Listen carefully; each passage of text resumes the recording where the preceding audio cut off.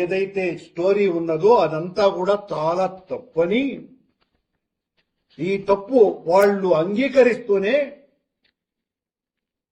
ఇలా ఎలా జరుగుతుంది, కోట్లాది రూపాయల కుంభకోణం అన్నారు, ఒక బంగారు బిస్కెట్ దొరికింది అని చెప్పి 12 మంది సాక్షుల్ని విచారించినాము.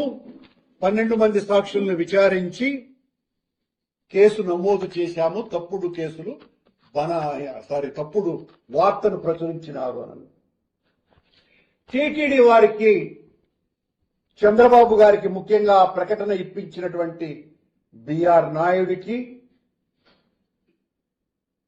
చంద్రబాబు గారి తొత్తులైనటువంటి కొత్తగా వచ్చిన అధికారులు ఎవరైతే ఉన్నారో ఆ అధికారులు బలవంతంగా ఇచ్చినటువంటి